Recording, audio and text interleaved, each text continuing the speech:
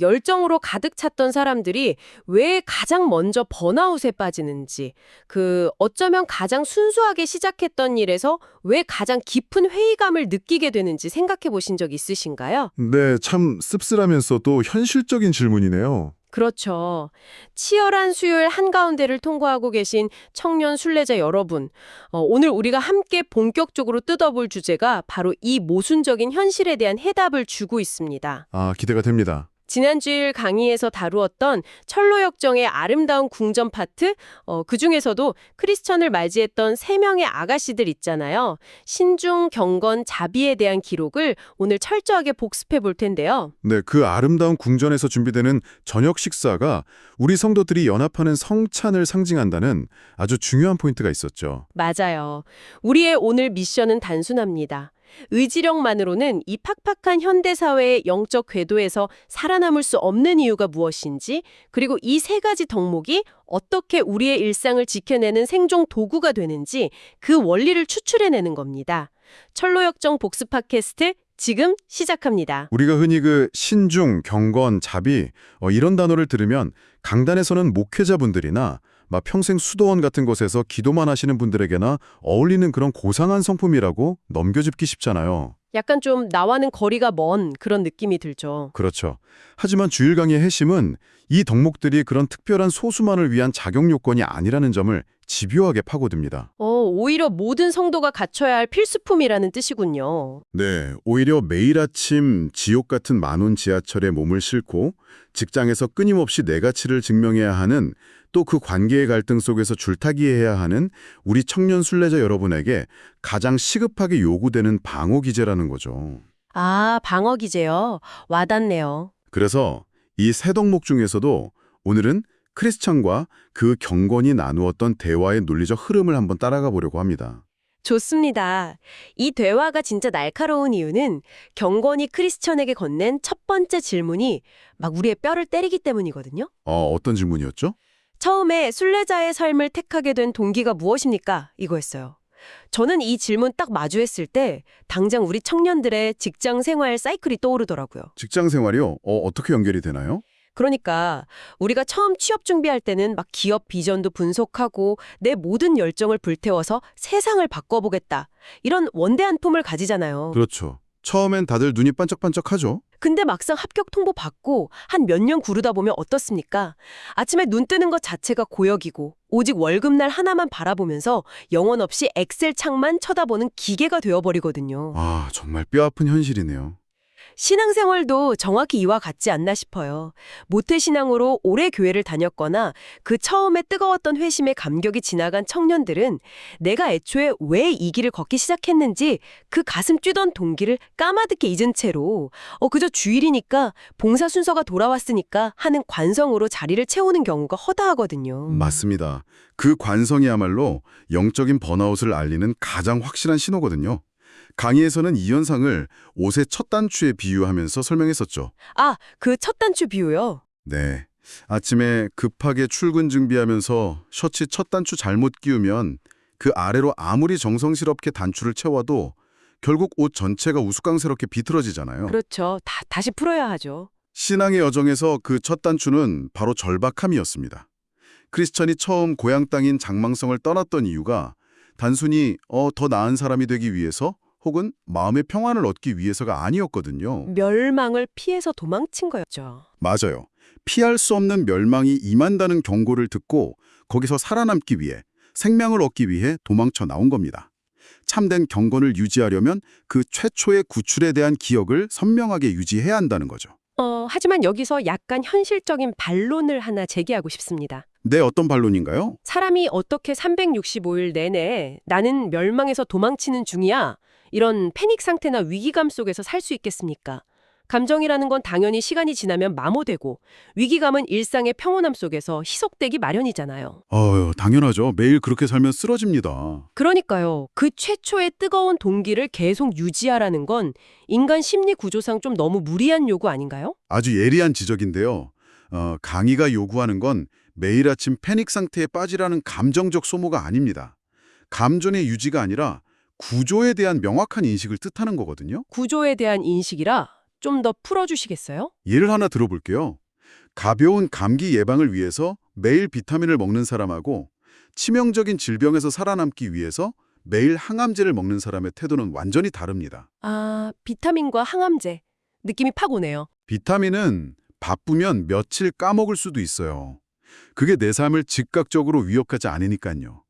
신앙을 비타민처럼 내 삶의 질을 높여주는 액세서리 정도로 여기기 시작하면 수요일에 야근이 터지거나 주말에 피곤할 때 가장 먼저 삶의 우선순위에서 밀려납니다. 그렇죠. 아, 오늘은 피곤하니까 교회 쉬어야겠다. 이렇게 되는 거군요. 네, 반면에 내가 어떤 죽음의 상태에서 건져졌는지 그 구출의 사실을 명확히 인식하는 사람은 감정이 식고 일상이 바빠져도 그 생명줄을 절대 놓지 않죠. 아, 감정이 아니라 사실의 인식. 맞습니다. 첫 질문에서 동기를 점검하라는 건 내 신앙이 지금 비타민인지 아니면 생명줄인지 스스로 진단해보라는 뜻입니다. 내 신앙이 비타민으로 전락했는지 생명줄로 기능하고 있는지 진단하라. 이 비유가 머리를 진짜 쾅 치네요. 결국 그 구출의 감격이 식어버리고 관성만 남을 때 우리 내면의 빈자리를 치고 들어오는 아주 무서운 불청객 있잖아요. 자, 말씀하시는 거죠? 맞아요. 바로 자입니다. 여기서 경건의 두 번째 질문으로 자연스럽게 넘어가는데요. 그렇다면 당신은 어째서 굳이 이 좁은 길을 택하게 되었습니까? 라고 묻습니다. 저는 이 지점이 우리 청년들의 현실을 제일 아프게 찌른다고 생각해요. 왜 그렇게 느끼셨나요? 왜냐면 우리가 매일 발을 딛고 사는 사회는 철저한 스펙의 논리로 돌아가잖아요. 우리가 사는 세상의 작동 원리를 신앙 안으로 끌고 들어오는 현상을 말씀하시는 거군요. 정확합니다. 취업시장, 심지어 결혼시장에서조차 우리는 끊임없이 나를 증명해야 살아남습니다. 내가 가진 학점, 자격증, 연봉, 외모까지 화려하게 포장해야만 선택받는 경쟁사회잖아요. 네, 피곤한 현실이죠. 이런 생존 방식에 뼛속까지 길들여진 청년들은 교회 안에서도 은연중에 이 이력서 마인드를 작동시킵니다. 겉으로는 은혜를 말하지만 속으로는 내가 남들 주말에 놀러 갈 때 꼭 참고 찬양팀 봉사를 하니까 내가 매일 아침 큐티를 안 빼먹으니까 하나님이 나한테 좋은 직장이라는 보상을 주시는 거겠지 하면서 은밀한 공로의식을 쌓아가는 거죠. 그 이력서 마인드야말로 은혜를 철저하게 파괴하는 독입니다. 내가 남들보다 영적 스펙이 뛰어나서 이 좁은 길을 잘 걷고 있다고 착각하는 거니까요. 그렇죠. 완전 착각이죠. 강의에서는 크리스찬이 이 좁은 길로 들어선 과정을 돌아보면서 그것이 전적인 하나님의 섭리였음을 명확히 짚어냅니다. 크리스천이 똑똑하게 길을 잘 찾아서 좁은 문에 도착한 게 아니잖아요. 두려움에 떨면서 헤매고 있을 때 전도자가 먼저 다가왔죠. 맞아요. 전도자가 먼저 길을 알려주었기에 가능했던 일입니다. 여기서 은혜와 공로의 메커니즘이 정면으로 충돌하거든요. 많은 분들이 은혜라는 단어를 쓰면서도 은혜이긴 한데 솔직히 내가 눈물 뿌려서 철하기도 한 것도 있지 라면서 자기 지분을 1%라도 슬쩍 얹으려고 합니다. 저도 모르게 그럴 때가 있는 것 같아요. 근데 단 1%라도 내 행위가 덧붙여지는 순간 그것은 더 이상 은혜가 아니라 거래가 되어버립니다. 거래요? 와, 무서운 말이네요. 근데 여기서 제가 좀 삐딱한 질문, 이른바 악마의 대변인 역할을 좀 해보겠습니다. 네, 해보시죠. 만약 구원도 내가 이 길을 걷는 것도 전부 100% 하나님의 은혜고 내 노력이 단 1%도 안 들어간다면 청년들 입장에서는 그럼 내가 왜 굳이 아침에 일찍 일어나서 성경 읽고 피곤한 몸 이끌고 봉사해야 하지? 어차피 다 은혜로 되는 거면 그냥 가만히 누워있어도 되는 거 아니야? 이런 식의 수동적인 태도에 빠지기 쉽지 않을까요? 은혜의 교리를 오해할 때 나타나는 가장 전형적이고 위험한 함정이죠. 은혜는 결코 아무것도 하지 않는 수동성을 만들어내지 않습니다. 아, 그런가요? 오히려 그 반대예요. 내가 노력해서 구원을 얻어내는 공로 시스템 아래에서는 실패할 때마다 극심한 절망에 빠지고 반대로 성공할 때마다 타인을 정죄하는 오만에 빠지게 됩니다. 아, 맞아요. 영적 에너지가 금방 고갈되죠. 그렇죠. 하지만 내 자격 없음에도 불구하고 값없이 베풀어진 은혜 시스템으로 내 영혼의 운영체제를 바꾸면 어떻게 될까요? 어떻게 되나요? 아침에 일찍 일어나서 성경을 읽고 봉사하는 것이 구원을 얻어내기 위한 결제수단이 아니라 이미 받은 구원에 대한 넘치는 감사의 반응이 되는 겁니다. 아, 결제 수단이 아니라 감사의 반응이다. 네. 강의에서 찬송가 301장, 지금까지 지내온 것 주의 크신 은혜라, 이 찬양을 언급한 이유도 여기에 있습니다. 이 찬양은 무기력한 자의 체념이 아니거든요. 내 영적 이력서를 갈기갈기 찢어버리고 오직 십자가의 공로만으로 살아가겠다는 가장 능동적이고 치열한 선언인 셈입니다. 영적 이력서를 찢어버리고 시스템 자체를 바꾼다. 진짜 엄청난 통찰이네요. 하지만 이력서 마인드를 버리고 은혜의 논리로만 세상을 살아가기엔 우리가 당장 마주한 현실이 참 가혹하잖아요. 그렇죠. 세상은 끊임없이 너 자신을 증명하라고 소리치니까. 맞아요. 그래서 경건이 세 번째로 확인하는 질문이 논리적으로 완벽하게 맞물리는 것 같습니다. 이 좁고 위험한 길에서 이탈하지 않기 위해 해석자의 집에도 들렀습니까? 이렇게 묻거든요.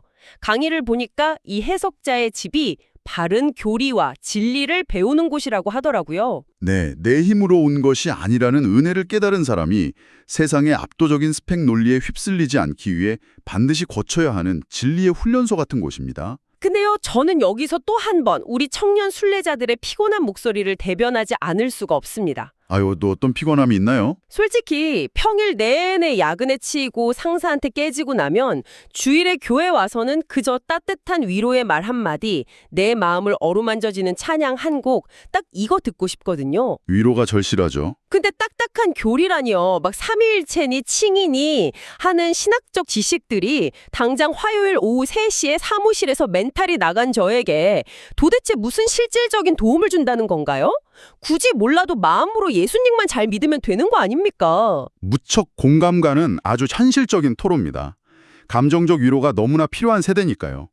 하지만 강의에서는 그런 태도를 향해 몰라도 한참 모르는 소리라며 아주 단호하게 선을 긋습니다. 팩폭을 날리셨군요. 네, 왜냐하면 교리나 신학적 지식은 우리가 한가할 때 읽는 교양 서적이 아니라 절벽에서 우리를 지켜주는 안전 난간이기 때문입니다. 안전 난간이 화요일 오후 3시에 사무실 위기랑 그 교리라는 난간이 구체적으로 어떻게 연결되는지 그 작동 원리가 너무 궁금합니다. 아주 현실적인 상황을 예로 들어 볼게요. 화요일 오후에 직장 상사한테 인격적인 모독이 담긴 질책을 막 받았다고 가정해 봅시다. 상상만 해도 위산이 역류하네요. 스펙과 능력주의 논리로 돌아가는 세상에서 이런 일을 겪으면 우리의 감정은 즉각적으로 나는 쓸모없는 인간이야. 내 가치는 바닥이야. 이렇게 속삭이면서 우리를 우울과 절망의 낭떠러지로 확 밀어버립니다. 맞아요. 완전 땅굴 파고 들어가죠. 이때 우리를 붙잡아주는 게 과연 단순한 감정적 위로일까요? 괜찮아, 다 잘 될 거야. 이런 말은 그 순간뿐입니다. 네, 돌아서면 또 우울해지거든요. 하지만 이때 칭의의 교리, 그러니까 나의 가치는 나의 경제적 생산성이나 상사의 평가에 달린 것이 아니라 예수 그리스도께서 십자가에서 피 흘려 사심받은 존귀한 존재로 이미 확정되었다. 라는 뼈대 있는 진리의 지식이 작동하면 어떻게 될까요? 그 지식이 낭떠러지라는 내 마음을 물리적으로 막아서는 거군요. 정확합니다. 그 교리가 내 감정을 쳐내고 인지적인 방어막을 쳐주는 거예요. 세상의 내 가치를 막 후려칠 때 아니다. 나의 존재 가치는 이미 십자가에서 영원히 보장되었다. 라고 선언할 수 있는 힘. 그것이 바로 바른 지식이 해내는 역할입니다. 와, 그렇구나. 넓고 평탄한 길이라면 대충 감정에 의존해서 걸어도 돼요. 하지만 우리가 걷는 믿음의 길은 한 발만 헛디뎌도 천길 낭떠러진 좁은 길입니다. 하나님이 어떤 분이신지, 죄와 구원이 무엇인지 명확한 지식 없이 맹목적인 열심만 가진다면 세상의 작은 비바람에도 속수무책으로 떨어지고 말죠. 그러니까 참된 경건은 감정이 아니라 바로 이 차가울 정도로 견고한 바른 지식의 난간 위에서 유지되는 거네요. 맞습니다. 아주 중요한 포인트죠. 교리가 단순히 머리를 채우는 신학 공부가 아니라 내 영혼의 응급처치 매뉴얼이자 방어구였다는 사실이 진짜 충격적으로 다가옵니다. 피곤하다고 피할 일이 절대 아니네요. 그럼요. 생존 장비니까요. 자, 그럼 이제 지식의 방어구를 갖췄습니다. 방어구를 입었다면 당연히 실전 테스트가 기다리고 있겠죠. 경건의 마지막 질문이 바로 그 실전을 파고들더라고요. 네, 해석자의 집을 떠나 이 길을 걸으면서 그 밖에 또 무엇을 보았고 경험했습니까? 이렇게 묻죠. 맞아요. 십자가, 미련쟁이, 게으름쟁이, 형식주의자, 그리고 무서운 사자까지 크리스천이 통과한 그 치열한 경험들을 묻습니다. 네, 머리로 배운 교리가 삶의 현장에서 어떻게 충돌하고 마찰을 빚었는지 묻는 뼈아픈 질문입니다. 저는 이 대목에서 우리 미혼 청년들이나 신혼부부들의 일상이 쫙 오버랩되더라고요. 어떤 부분에서요? 우리가 주일에는 해속자의 집에서처럼 아멘 하고 십자가의 은혜를 가슴에 막 새기잖아요. 그렇죠. 은혜 충만하죠. 근데 월요일에 퇴근하고 집에 돌아와서 배우자랑 치약 짜는 문제나 사소한 돈 문제로 자존심 싸움이 크게 벌어졌다고 해보죠. 그 피가 거꾸로 솟는 분노의 순간에 머리로 하는 십자가의 사랑, 칭의의 교리를 떠올리면서 내 자존심을 죽이고 상대방의 그 가시돋친 말을 십자가 아래로 꿀꺽 삼켜내는 거. 와, 이건 정말 미치도록 힘든 일 아닙니까? 피나는 노력이 필요하죠. 솔직히 그냥 배운 교리 다 던져버리고 내 본성대로 막 이겨먹고 싶어지거든요. 그게 바로 우리가 마주하는 가장 처절한 영적 전쟁터입니다. 여기서 강인은 아주 무서운 경고를 하나 던지는데요. 무서운 경고요? 네, 우리가 해석자의 집에서 지식을 쌓기만 하고 그것을 삶의 현장에서 살아내지 않으면 그 지식은 아무 소용이 없는 것을 넘어 오히려 더 큰 죄가 된다고 지적합니다. 약간 소름이 돋는데요. 오히려 더 큰 죄가 된다는 건 구체적으로 어떤 의미인가요? 지식만 있고 적용이 없는 사람은 자신이 배운 그 훌륭한 교리와 난관을 나를 보호하는 데 쓰지 않고 남을 찌르는 무기로 사용하기 때문입니다. 아, 남을 찌른다고요? 네, 부부싸움을 할 때 자신이 아는 성경 지식과 신학적 논리로 상대방의 신앙 없음을 지적하고 정죄하는 완벽한 바리새인이 되어버리는 거죠. 와, 뼈 맞았어요. 제가 그럴 때가 있거든요. 네가 교회를 다니면서 어떻게 그렇게 말해? 하면서요. 다들 그런 경험이 있죠. 강희가 말하는 경험이란 주일에 배운 그 아름다운 십자가가 부부싸움의 현장에서 혹은 직장에서 억울한 일을 당했을 때 철저하게 나의 십자가로 치환되는 과정을 뜻합니다. 내 안의 미움과 이기심을 십자가에 못 박고 억울함을 감수해내는 핏방울 튀는 경험 없이는 절대 참된 경건에 이를 수 없다는 겁니다. 아, 머리로 아는 지식이 내 손과 발을 통해 체화될 때 비로소 내 것이 된다는 거군요. 근데 그렇게 부서지고 깨지면서 일상에서 십자가를 전하는 치열한 경험을 다 하고 나면 결국 우리에게는 무엇이 남게 됩니까? 내가 이렇게 훌륭하게 참아냈다, 이런 영적 자부심이 남을까요? 놀랍게도 그 반대입니다. 그 지독한 삶의 투쟁을 통과한 끝에서 우리는 크리스찬과 똑같은 역설적인 고백을 하게 됩니다. 어떤 고백이죠? 내가 인내심이 깊어서 내 배우자를 용서한 게 아니구나. 내가 십자가를 훌륭하게 전한 게 아니구나. 내 알량한 자존심을 꺾게 하신 것도, 이 고난의 터널을 지나며 끝내 이 길을 포기하지 않게 붙드신 것도 전부 하나님의 은혜였구나 라는 고백입니다. 아, 전부 다 은혜였구나. 네, 이 고백이 터져나오는 것. 처음 시작할 때 그 절박했던 동기가 지식의 난간을 거쳐 삶의 경험으로 벼려진 후에 다시 완전한 은혜에 대한 엎드림으로 회귀하는 이 완벽한 순환. 이것이 바로 영적인 열매이자 우리가 주의 성찬에 참여하기에 합당한 참된 경건의 모습이라는 것이 오늘 강의의 핵심입니다. 와, 절박한 동기에서 출발해서 이력서 마인드를 버리고 진리의 난간에 기대어 일상의 십자가를 통과한 뒤 다시 철저한 은혜로 돌아오는 완벽한 루프네요. 네, 정말 아름다운 여정이죠. 오늘 우리가 추출한 이 원리들이 청년 순례자 여러분의 팍팍한 일상을 지탱하는 강력한 무기가 되기를 바랍니다. 네, 마무리하기 전에 우리 청년 순례자 여러분께 새로운 관점의 질문을 하나 던지고 싶습니다. 네, 좋습니다. 오늘 우리는 교리의 난간이 없으면 세속의 낭떠러지, 즉 우울이나 세속적인 가치관으로 떨어질 수 있다고 분석했습니다.